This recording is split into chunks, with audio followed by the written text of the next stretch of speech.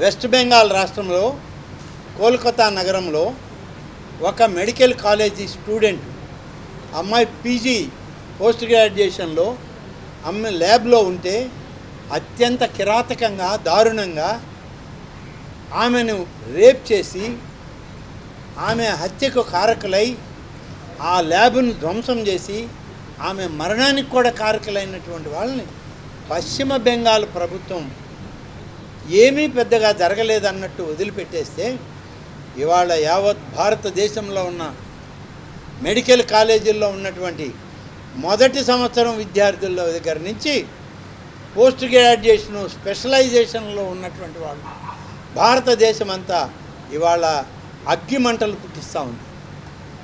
దీని మీద సుప్రీంకోర్టు ఇవాళ ప్రధాన న్యాయాధిపతి వచ్చి సుమోటోగా కేసు తీసుకొని ఎందుకు ఇలాంటి పొరపాట్లు జరిగాయి, ఎఫ్ఐఆర్ రాయడానికి ఇంత సమయం పడతా ఉందా అని ప్రశ్నించే స్థాయికి పశ్చిమ బెంగాల్ ప్రభుత్వం దిగజారిపోయిందని చెప్పి చెప్పాల్సిన అవసరం ఉంది. నేను కూడా తిరుపతిలో స్వతంత్ర దినోత్సవ వేడుకలకి వెళ్ళినప్పుడు అక్కడ జిల్లా మంత్రిగా నన్ను ఫ్లాగ్ హాయిస్ట్ చేయమంటే వెళ్తే స్విమ్స్ అక్కడ ఉన్నటువంటి మెడికల్ కాలేజీ విద్యార్థులంతా ధర్నా చేస్తూ ఉంటే నన్ను రమ్మని ఆహ్వానిస్తే వెళ్ళాను. వాళ్ళు చెప్పిన అత్యంత బాధాకరమైన విషయాలు విన్న తర్వాత దీనికి పూర్తిగా మేము మద్దతుగా ఉంటాం. మా ప్రభుత్వం మద్దతుని మేము మా ముఖ్యమంత్రి గారితో కలిసి మాట్లాడి మీకు అందిస్తాం. కేంద్ర ప్రభుత్వంలో ఉన్న కేంద్ర ప్రభుత్వం కూడా మీకు మద్దతుగా ఉంటుంది, ధైర్యంగా ఉండండి అని చెప్పి నేను కూడా స్వయంగా ఆ యొక్క సభకి వెళ్ళి ఆ యొక్క ధర్నా ప్రాంతానికి వెళ్ళి వాళ్ళకి ధైర్యం చెప్పడం జరిగింది. ఇవాళ కేంద్ర ప్రభుత్వం స్పందించింది, అలాగే సుప్రీంకోర్టు స్పందించి కేసును సుమోటోగా తీసుకుంది. ఇంత దారుణమైన పరిస్థితులు అవసరమా?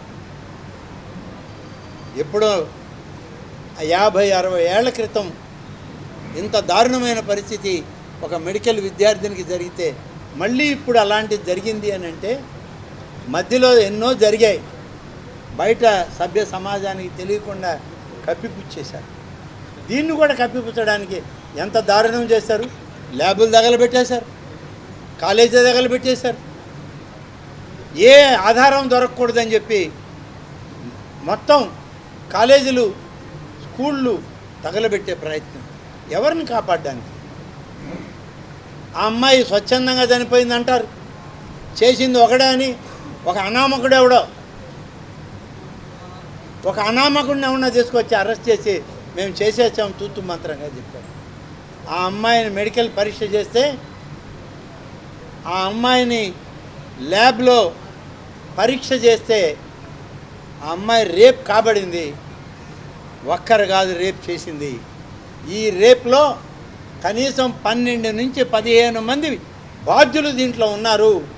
ఇంతమంది కలిసి రేప్ చేసి హింసించి నరక యాతన చూపించి ఆ అమ్మాయిని నిలువున ప్రాణాలు దోచేశారని చెప్పి ఫోరెన్సిక్ ల్యాబ్ రిపోర్ట్స్ వస్తే ఒక్కడ చేశాడని అరెస్ట్ చేసి పశ్చిమ బెంగాల్ ప్రభుత్వం, ఒక మహిళా నాయకురాలు ముఖ్యమంత్రిగా ఉన్న ప్రభుత్వం ఇంత దారుణంగా దాన్ని దాచిపెట్టే ప్రయత్నం చేస్తే సిగ్గుతో తలదించుకుంటా ఉంది ఈనాడు భారతదేశంలో ఉన్నటువంటి మహిళా లోకం అని చెప్పి చెప్పక తప్పదు.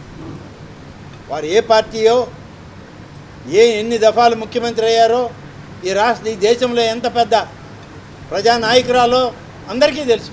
కానీ ఆమె కూడా ఈ ఒత్తిడికి తలొగ్గిందంటే మరి అంత దారుణం, ఇంత నిర్లక్ష్యం, ఇంత అసహనం.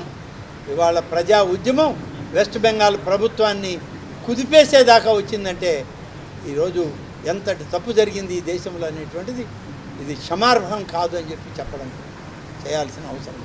దీనికి అందరం కూడా మద్దతు పలకాలి.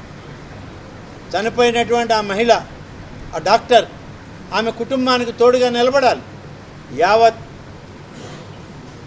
డాక్టర్లకి మనం ఈ భారతదేశంలో అందరం కూడా తోడుగా నిలబడి మరొకసారి ఇటువంటి ప్రయత్నం కానీ ఇటువంటి చర్యలు కానీ జరగకుండా మనం చర్యలు తీసుకోవాల్సిన అవసరం ఉంది. ప్రభుత్వాలన్నీ మేల్కొంటాయి, తప్పకుండా వీళ్ళకి అండగా నిలబడతాయి. ఈ వీడియో కనుక మీకు నచ్చినట్లయితే లైక్ చేయండి, షేర్ చేయండి, కామెంట్ చేయండి మరియు సబ్స్క్రైబ్ చేయండి. చూస్తూనే ఉండండి లిమ్రా టీవీ.